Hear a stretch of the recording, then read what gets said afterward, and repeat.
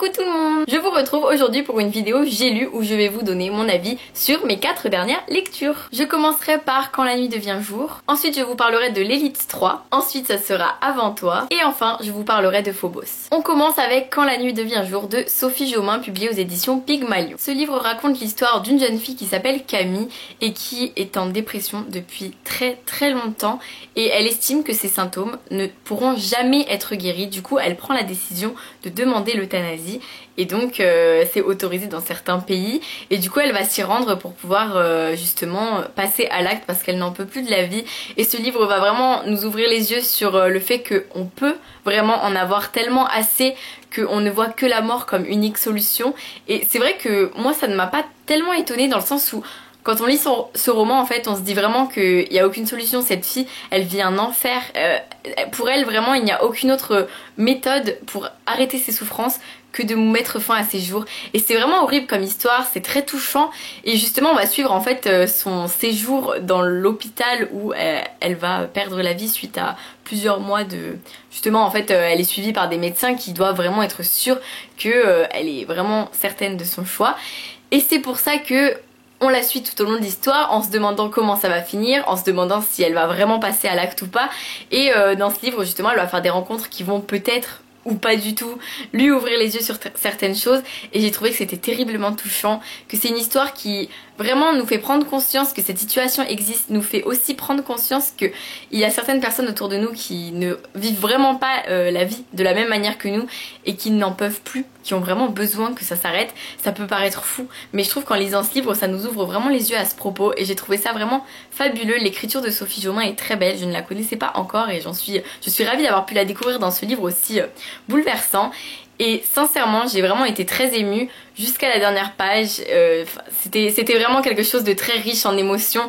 On pouvait passer du sourire aux larmes et c'était poignant. Mais vraiment je vous recommande ce livre si le sujet vous intéresse, si vous avez envie d'une lecture qui vous touchera mais qui en même temps vous permettra de... Enfin, qui sera intéressante en fait, qui va vous faire réfléchir. Et je trouve que ce livre regroupe un peu tout ça. Donc pour moi il est vraiment parfait.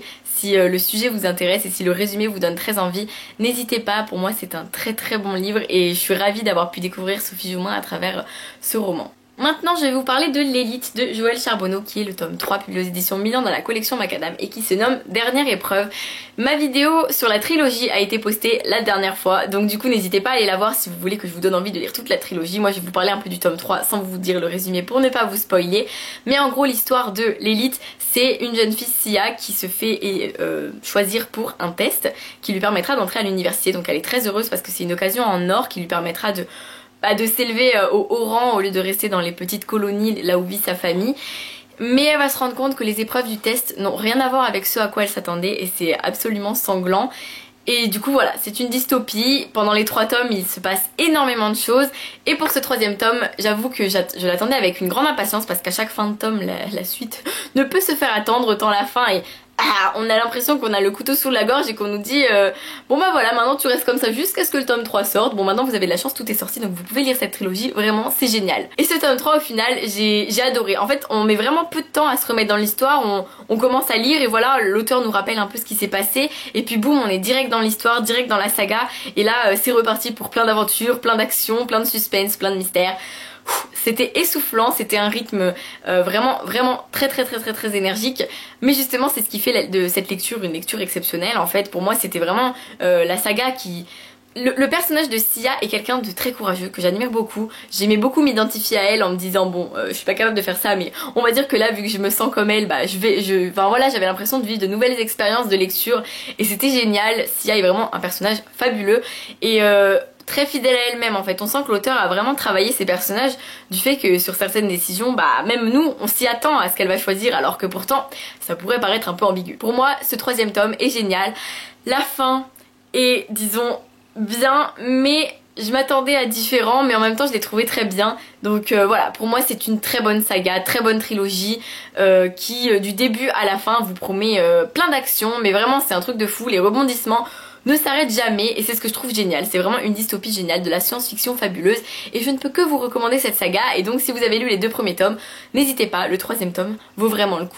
Puis j'ai enfin lu Avant toi de Jojo Moyes, publié aux éditions Milady. Donc je l'ai lu parce que le film va bientôt sortir. Je vous ferai une vidéo du livre au film du coup. J'ai trop hâte de la faire d'ailleurs. J'ai trop hâte de voir le film du coup. C'est l'histoire de Lou, une jeune fille à qui la vie ne réussit pas tellement. Ses parents se moquent un peu d'elle parce que voilà, elle a 26 ans et elle a toujours pas fait ci, toujours pas fait ça. Bref, pourtant moi j'ai vraiment admiré ce personnage que j'ai trouvé très attachant et très drôle. Et Lou va trouver une annonce pour devenir aide-soignante pour un garçon handicapé pour 6 mois.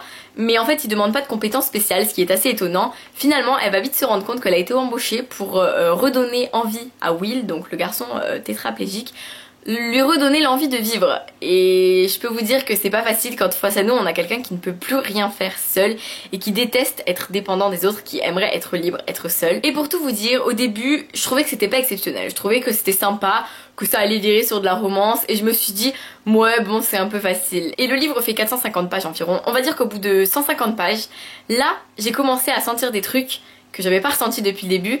Et là je me suis dit, là ça devient très bien, ça devient vraiment génial, ça devient passionnant, ça devient follement addictif. Et là c'était parti pour que je finisse ce livre d'une traite et que j'ai besoin de le dévorer à chaque fois que je rentrais du travail parce que je le lisais quand j'étais à mon stage chez Sarbacane.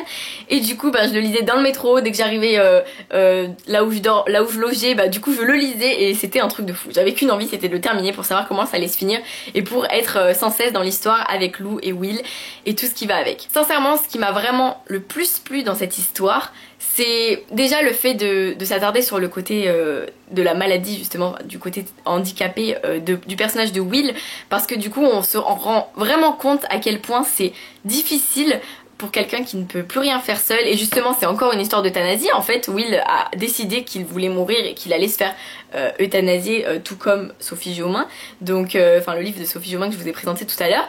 Et voilà, j'ai encore lu 2 livres dans la même thématique sans faire exprès, mais du coup voilà, c'est vraiment le même principe, sauf que là c'est pour une raison différente. Et c'est ce qui était très intéressant. Et moi ce qui m'a le plus touchée, c'est le lien qu'entretiennent Lou et Will. Parce que voilà, pour moi c'est pas du tout une romance comme les autres, c'est quelque chose de très fort, de très puissant et de très hors du commun. J'avais rarement ressenti des liens comme ça. C'est pas une histoire d'amour comme les autres où on se demande si ça va devenir une histoire d'amour. En fait je trouve que c'est très bien écrit et très bien fait. L'auteur a très bien réfléchi à faire en sorte que tout nous touche, mais en même temps qu'on se questionne et qu'en même temps on se sente là en se disant mais vas-y fais quelque chose toi, mais vas-y fais quelque chose toi. C'est des trucs tout bêtes, mais vraiment en lisant ce livre on est totalement dedans et je trouve ça génial. Bon par contre il y a une suite que je ne lirai pas, c'est pas possible que je lise la suite après ce livre. Pour moi ce livre va très bien tout seul et je ne vois, enfin franchement je lirai pas la suite, ça c'est sûr. Ne lisez pas le résumé du tome 2 si vous ne voulez pas vous faire spoiler le tome 1 évidemment. Et lisez-le, vraiment je vous le conseille vivement. En plus le film va sortir donc c'est toujours bien de lire le livre avant. Et rien que pour ça vraiment je vous le conseille énormément. C'est un livre qui m'a énormément touchée, je n'y attendais pas. Ce n'est pas un coup de cœur, enfin je sais pas comment dire. Pour moi c'est quelque chose qui m'a énormément touchée. Mais il y a certaines choses qui font que c'est pas un coup de cœur, mais c'est bizarre en fait. Mais je vous le recommande quand même vivement et c'est une excellente lecture et j'ai passé un moment formidable. Et enfin, j'ai lu Phobos de Victor Dixon, publié aux éditions Robert Laffont dans la collection R. Et comment vous dire que pourquoi j'ai attendu autant de temps avant de le sortir de ma bibliothèque, c'était une lecture de ouf. En gros, c'est une immense émission de télé-réalité qui est mise en place avec 12 candidats, 6 filles, 6 garçons qui sont à bord d'un vaisseau et ils sont filmés H24. Donc je peux vous dire que les spectateurs sont au rendez-vous. Imaginez si ça nous arrivait 6 personnes, enfin 6 filles, 6 garçons qui vont partir pour repeupler Mars et qui en plus vont se rencontrer chaque jour. En fait chaque jour il y a un entretien de 6 minutes entre 2 personnages et ils doivent en gros se conquérir pour ensuite se marier une fois arrivés sur Mars et faire plein d'enfants.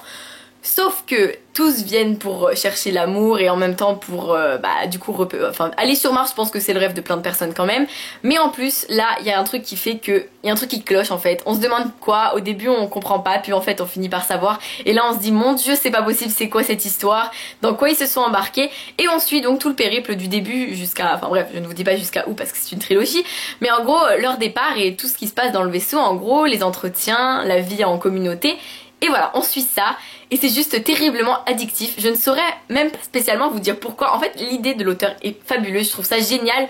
Une émission de télé-réalité de science-fiction, enfin, je trouve ça trop bien parce que ça faisait tellement réaliste. J'imaginais vraiment tout ça arriver en fait. Et en même temps, je trouve que ça dénonçait plein de choses. Ça dénonçait vraiment le désir de l'homme de toujours vouloir faire plus que ce qu'il n'est capable de faire. Le désir de l'homme pour la popularité, pour la gloire, pour l'argent. Et en même temps, ça parlait aussi du côté un peu malsain des émissions de télé-réalité parce que là, voilà, ils sont surveillés H24, ils ne peuvent rien dire de secret. On se rend compte que où qu'ils soient, quoi qu'ils fassent, on peut les voir dans le vaisseau. Et du coup, si jamais ils se doutaient d'un truc bizarre qui pouvait se passer, bah ils peuvent pas, ils sont filmés, ils passent à la télé non-stop. Et voilà, je trouvais que c'était quelque chose de terriblement bien fait en fait. L'auteur a des idées de dingue et c'est très bien construit. Ce qui fait que l'histoire est addictive du début à la fin et que quand on finit le premier tome, on a juste envie de mourir. Voilà, c'est pour tout vous dire, j'étais là, j'étais... Non mais c'est pas possible.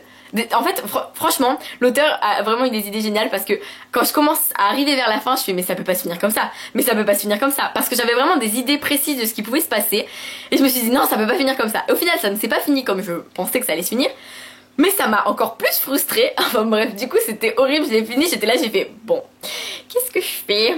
Du coup j'ai direct envoyé un message à Andrea pour lui dire est-ce que ta soeur peut me prêter le tome 2 et elle me l'a prêté, donc je vais pouvoir le lire en juillet je pense. Je vais patienter un peu parce que le tome 3 sort en novembre et apparemment une fois que j'aurai fini le tome 2 ça sera pareil que pour celui-ci.